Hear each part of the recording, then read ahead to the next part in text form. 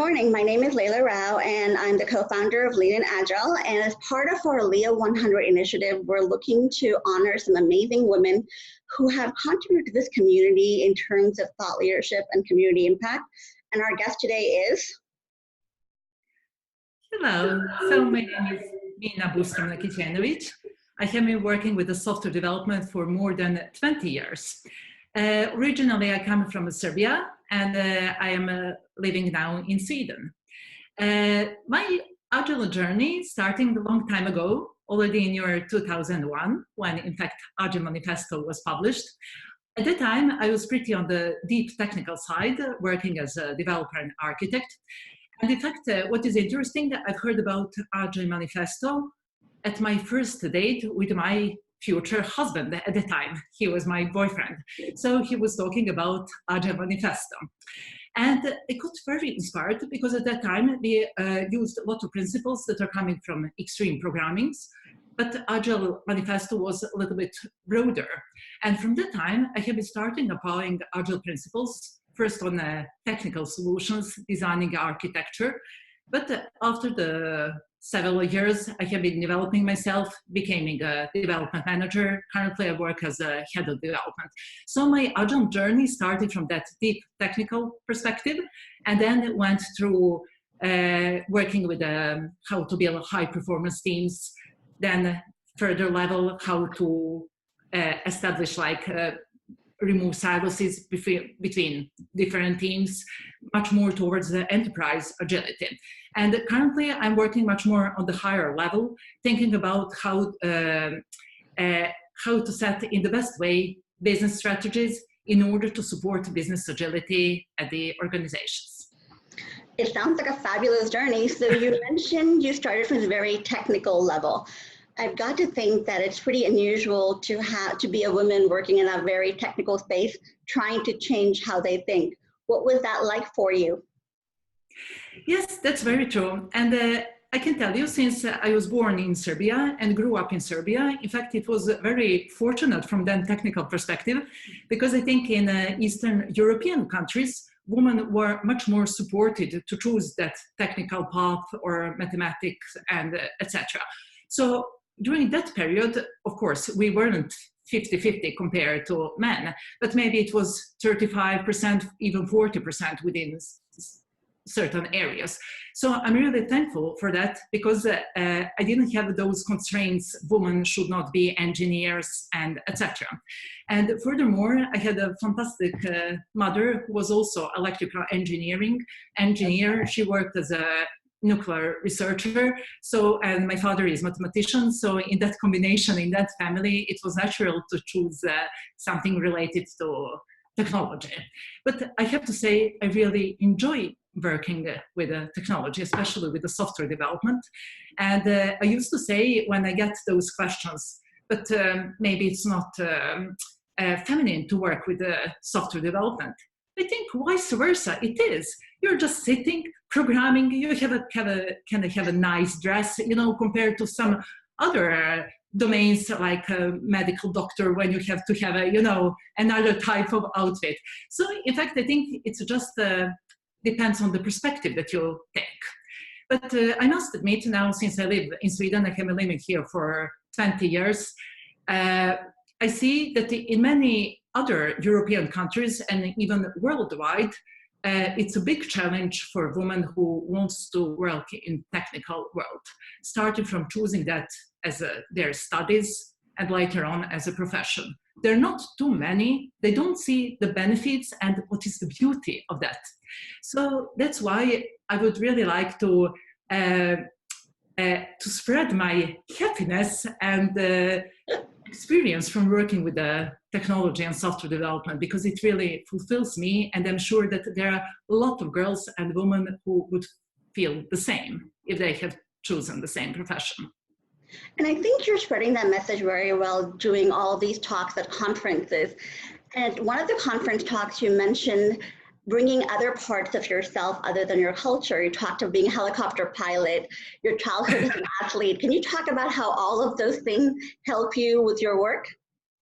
Yes, definitely. I can go a little bit to explain that because I'm also very passionate about innovation and the innovation management, because I think it's an important part of Agile, how to be adaptable to change, how to set your business strategies, how to find those market niches. You have to know all those systematic approaches to innovation. And within innovation, there are generally two types how you can innovate everything, both at work and at home in private life. One thing is directional innovation, when you are incrementally innovating within the same domain where you are. There is another type of innovation that I really believe in, and I think it's so powerful. It's called intersectional innovation, when you combine two completely different domains by applying maybe principle from one domain into another domain. And in that way, you're really like combining existing things in a completely new way, and then you get a new value proposition or something new. Yes. Yes, and since I think both I believe in that, and maybe it's kind of one of my superpowers, the way how my brain works, I really like to be inspired from different domains and trying to see, can I solve problem in my current domain by applying some principles from some other domains, and in that way to get some good innovative solution. So when you mentioned my swimming competitions, I was a swimmer as a child, competed a lot, then I stopped swimming. It was a long time ago. And several years ago, yes, I started swimming again. And yes, it was after 27 years long break. Wow. When I saw my children swimming, then I got that passion for swimming again. And you know, since I was a competitive swimmer before, it felt like if I train, I must compete again. And then I decided to start competing on Swedish championships for veterans. It's called master swimmers for former swimmers. And my thought was, you know I'm not among the best ones, but I wanted to get a medal. And I was thinking, maybe I can apply some of the methodologies or frameworks that I'm using within that, innovating your business model, analyzing competitors on the market, trying to find market niche. So I used a lot of principles proposed by Blue Ocean Strategy, that was proposed by two professors from INSEAD Institute, Professor René Mauborgne and Chan Kim. Yes. So I used these tools. First, I start to visualize my strategy value curve, where I'm today, to picture out who are the under entrants on the market, my competitors, analyze the market, and found my market niche. So although I wasn't the best one, I managed to get gold medals on Swedish national championships in master swimming. And I think it's really very important message to share with other people. I think many people say you can manage and achieve very far just if you believe in that. I would like to extend a little bit more. I think it's very important to have a good strategy. So when you want to achieve something, it's not only enough that you really want to achieve that passion, but you have really to think and set a good strategy how you can reach your goal. So it applies both in professional life, but also in personal life. That's an extraordinary ability that you have to take professional skills and apply it to your personal life and vice versa. And I think that is an inspiring message for people to hear, because so often we forget that who we are at work or at home is really a transferable skill that can work in both parts of our lives. Yes, yes, exactly. Somebody who took piloting lessons but never became a pilot, one of the connections I think I can see is piloting requires an ability to sense what's happening around you and react in real time. You can have a plan, but what's going on around you is going to be how you make that plan work by adapting. And that sounds very much like an agile planning process. Yes, exactly. I have a very nice metaphor with that being a helicopter pilot. And I think nowadays it's really very important to emphasize that. In Agile world, as we said, it started much more from a teams level, how to apply Agile principles on teams level, how they work with the Scrum, with the iterations, to have that fast feedback cycle and so on. After that, we raised our thoughts, and we're thinking much more from that company perspective. Absolutely. One thing that is a little bit missing in the Agile world, talking about the strategy, it was like kind of a forbidden word 10 years ago. It was like, oh, we are not planning. It's only that traditional way of working that you put a vision, strategy, and so on. But so everyone was focused on organizing or establishing autonomous, self-organized teams. But what people forgot, if you have a self-organized autonomous teams, how you can align them towards the same goals. You have to have a clear vision, and then team will choose strategies how to go there. So that alignment and autonomy. And in order to be able to set that vision and break down to your departments or teams that you are working with or leading, it's important then being, as I say, metaphorically good helicopter pilot to have ability to see the big picture, to understand what is important on that high level, but also go down and help teams with the current challenges, and all the time to have that ability to switch back and forth. And from my experience, sorry, just one sentence more, I saw many leaders, and it's so easy to stay on that high level for a long time, to enjoy working with that vision and strategic work, or to be stuck on the down level, just focus on one or two teams. But that it requires really ability that you have to go up and down all the time. No, I was going to say that certainly sounds like at least two of your superpowers. One is the ability to operate at the different levels, which again has a very big parallel to piloting. But being able to see the strategy and the execution and go back and forth to adapt, that's certainly one superpower. And the other one sounds like the whole transferable skills, being able to see something from somewhere else, bring it here. I think those two combined are really, it's the Agile mindset, right? It's setting a plan, adapting, and seeing what that happens.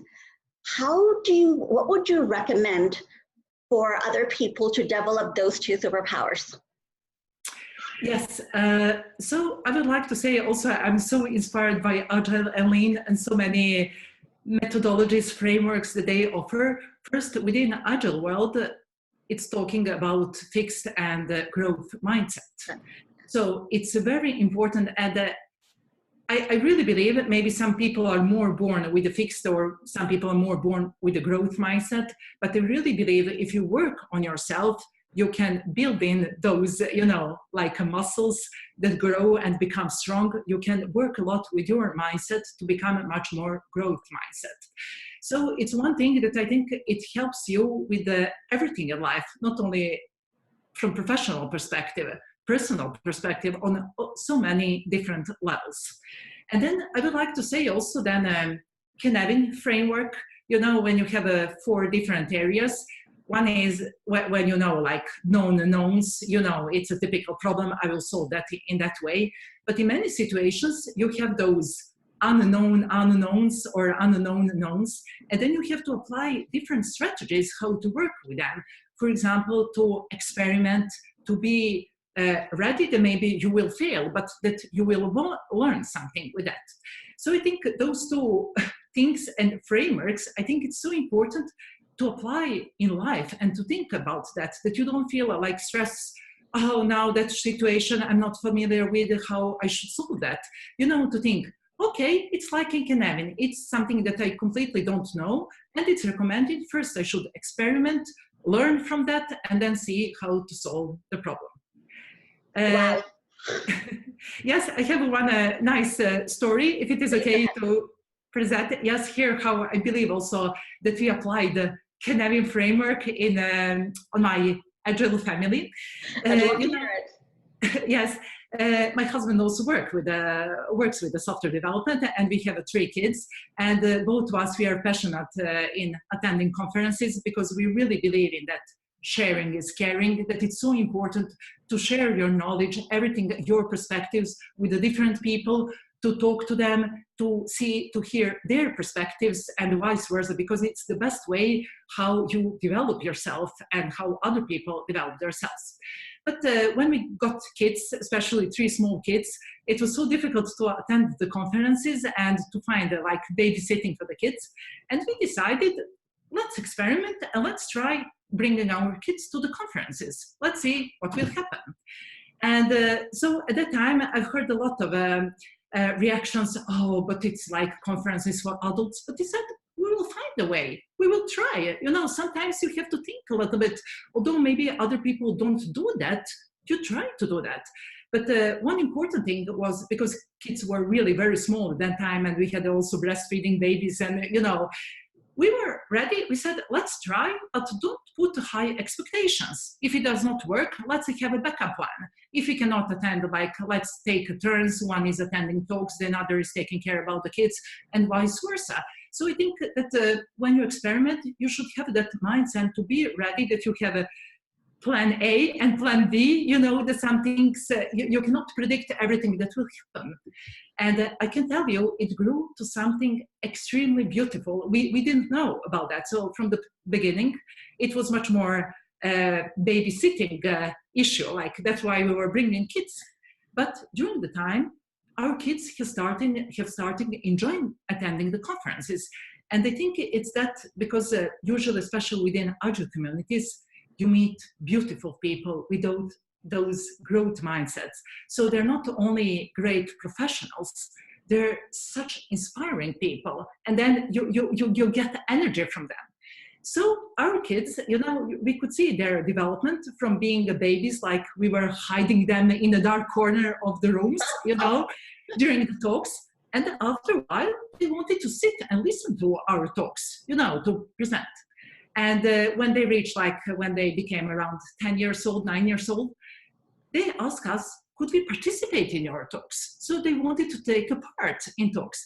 So now I have several talks that I'm presenting together with my middle son. Now he is 12 years old, but he started when he was 9 years old.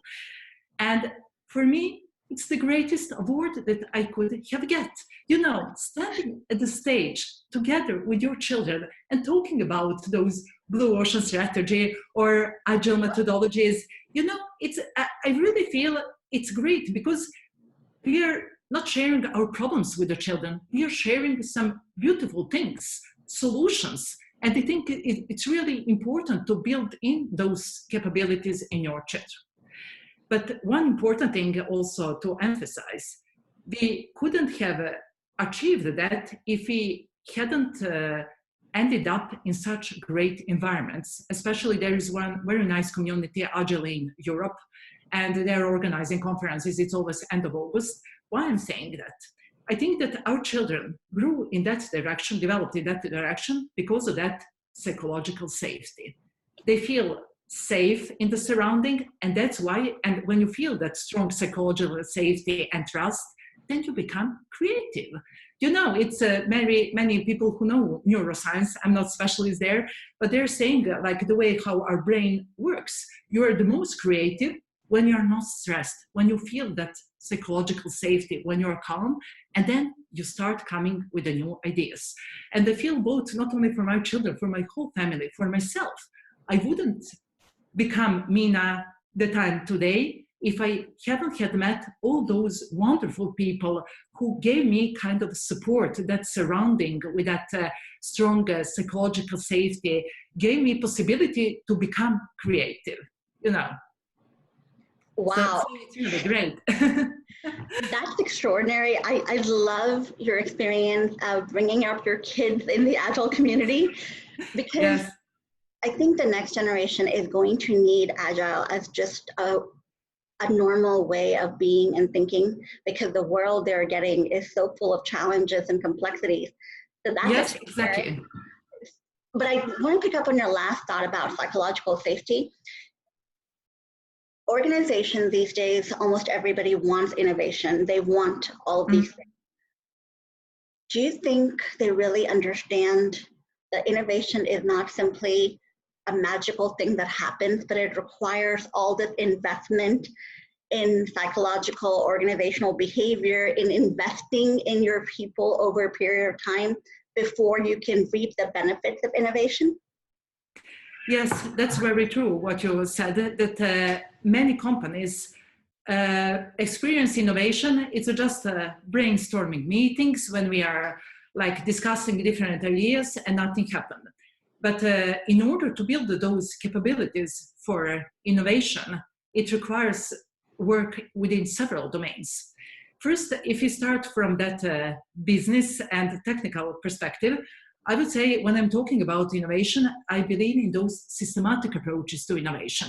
Not just, of course, you should gather ideas, but you should be a little bit smart. And maybe it's that my mathematical or engineering brain that is working, but I really believe that there are a lot, nowadays, there are a lot of methodologies that how you can analyze the market, your competitors, yourself as a company.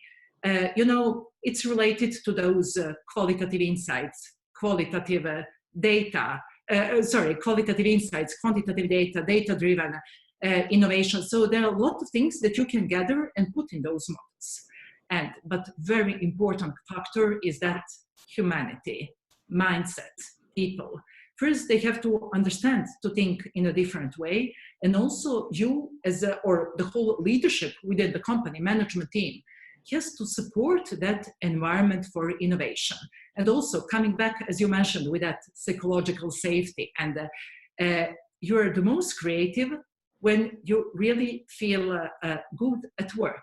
So you have to have such an environment where you feel comfortable, when you have a space to be creative and come up with new ideas. So if you go back to different organizational structures and management styles, for example, in bureaucratic organizations where you have a high-paid person in organization, nobody knows what is the vision, what is strategy, everyone is just afraid of doing something, you cannot expect innovation. The same goes for hierarchical organization. Usually you have very strictly defined, you work with this, you work with this, and then you don't have a space or time or resources to work with those cross domains initiatives or think in intersectional way, you know.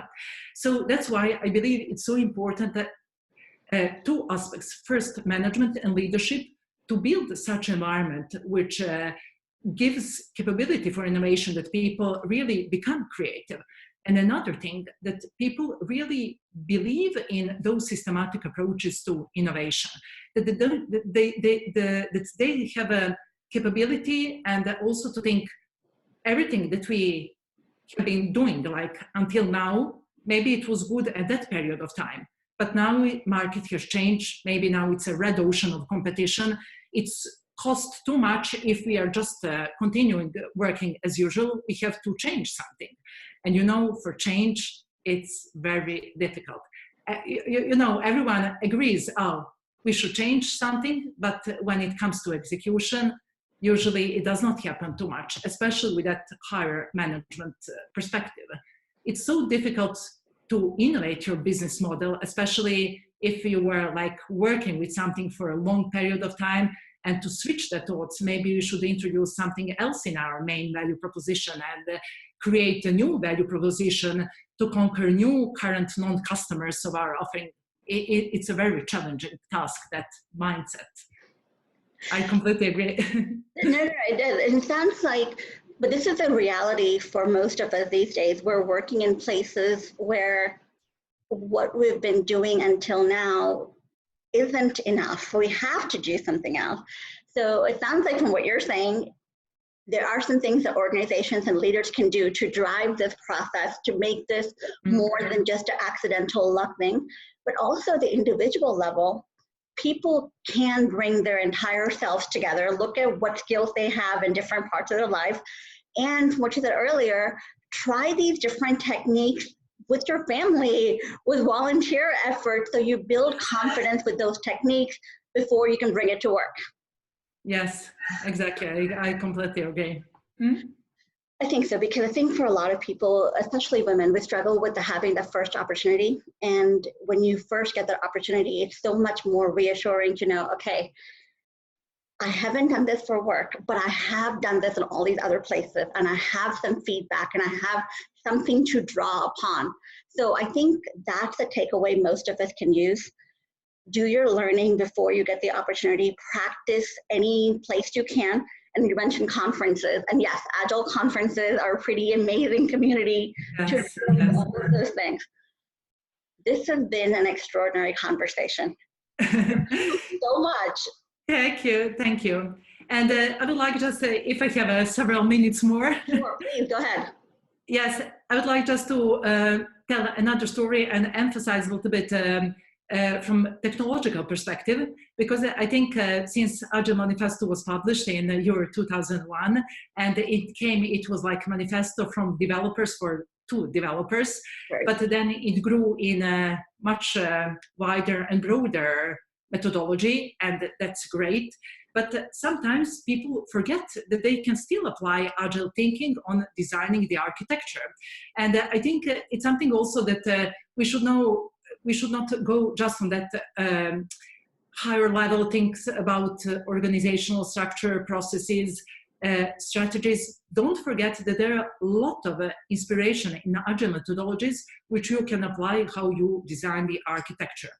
I have while I worked as a developer and architect, I applied many times that build, measure, learn, Lean startup principle on designing architecture, especially for some design that is, or many people believe it's like a bottom-up approach. You cannot slice that, you cannot deliver small increments. You have to sit and design your architecture model like for 1 year, and then you can get a return on investment. I don't agree. There are a lot of things if you start thinking, but it's much more like you have to start thinking that way and think how I can design my architecture instead of like building something for a long period of time and then get return on investment. How I can build small increments, that minimum viable solution or something that directly creates a return investment in a different way. And I can tell you and promise you that you will find a lot of good solutions. So it's possible. So in the Agile world, I would just say a message: don't forget to apply all those great principles from Agile and Lean also on designing the system, the architecture of technology. So it's not only for the organizational processes, business strategies, product discovery, and other things, it's also for the architecture. Building your system. I love that you're still so passionate about your roots and your experience as an architecture and developer. And I agree. I mean, I come from Lean myself, so I totally have a sense of everything, whatever you're doing, you can apply Lean and Agile principles to it to amplify learning, to improve your feedback loops, to basically have fun. Agile is meant to be fun, and it should be. Yes. But I think that's why it's fun, because during the Agile journey, you are learning so many things, and it's how we are done, how our brain works. When you have learned new things, then you're even more inspired and passionate, and it's that positive feedback loop, and then you just want to know more and more, and so it's a wonderful journey. It is, and I think to bring it back full circle, that feedback loop is how people can develop growth mindset. Try it, and the feedback loop builds upon itself. Because yes, I think we'll both agree that growth mindset is essential for every person, and it's something that you can build upon. Okay. Yes, definitely. Awesome. Thank you so much for sharing your expertise and your knowledge with us. Thank you very much. And I must say that it's a really great honor for me meeting you, the all organizer, and ending up in this 100 list. It's really great. And I'm looking forward to meet all other great, amazing women that I haven't met before, but I know that now my views will be even more broader and more open.